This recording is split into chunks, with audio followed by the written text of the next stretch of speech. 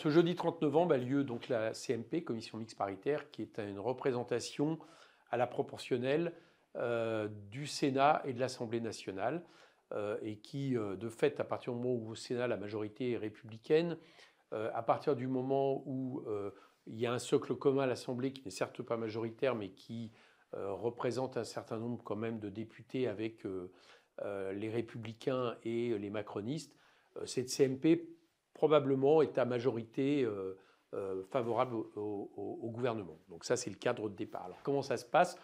Il y a un texte qui peut être présenté par les deux rapporteurs de l'Assemblée, Michel Husson pour le Sénat, républicain, et du côté de l'Assemblée nationale, ça ne sera pas le rapporteur général Charles de Courson, puisqu'il ne fait pas partie de la majorité gouvernementale, donc ça sera David Amiel.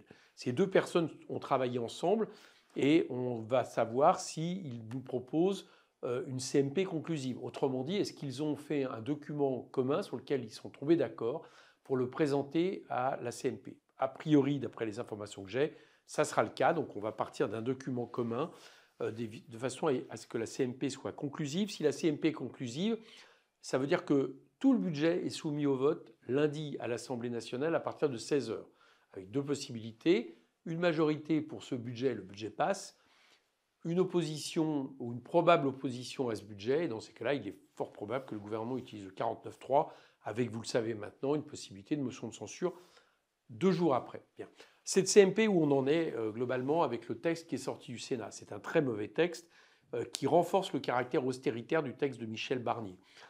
Pour les budgets de l'État, puisque c'est de ça dont on parle, hein, là on parle du budget de l'État, il faut savoir qu'il y a 24 milliards de baisse de dépenses proposées aujourd'hui par le gouvernement. Sur ces 24 milliards, vous en avez 15 qui correspondent au fait que le budget ne monte pas au niveau des 2% d'inflation, donc de fait il y a 2% de baisse, et le budget ne tient pas compte non plus de ce qu'on appelle la hausse tendancielle, de ce qu'il faudrait pour que le budget, en gros, réponde aux besoins auxquels répondait le budget de 2024. Bon. Et ça, on estime que c'est 15 milliards. Il aurait fallu 15 milliards de plus rien que pour ça.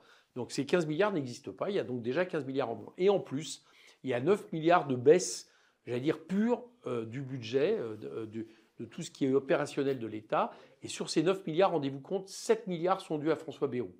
Hein, c'est-à-dire ont été inclus par des amendements au Sénat. Donc c'est un budget ultra austéritaire qui frappe à peu près les 2 tiers des ministères, avec des impacts des fois de plus d'1 milliard d'euros en moins, éducation, écologie, enseignement, recherche, le travail, la culture, etc. Je ne vous les énumère pas tous, mais c'est des vrais saignées. Donc à partir de là, théoriquement, les cartes sont sur la table. On va peut-être avoir effectivement une CMP conclusive entre la majorité sénatoriale de droite et ici la minorité présidentielle, mais tout ça faisant une majorité s'accordant sur ce qui est sorti du Sénat, plus peut-être certaines baisses de dépenses en plus, parce qu'au Sénat, il y a certaines baisses voulues par le gouvernement. Il y en avait à peu près pour 1,4 milliard qui n'étaient pas passées. Donc il est probable qu'en plus de ça, ils s'entendent sur encore plus de baisses de dépenses. Bon. Quel va être vraiment le suspense demain et l'enjeu?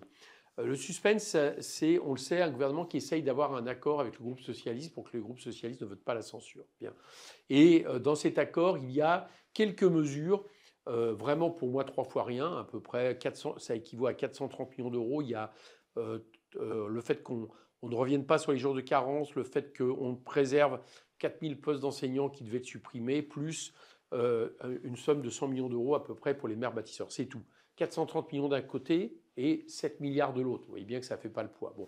Or, il se trouve que dans ces amendements, un certain nombre, notamment sur les enseignants, ont été supprimés au Sénat.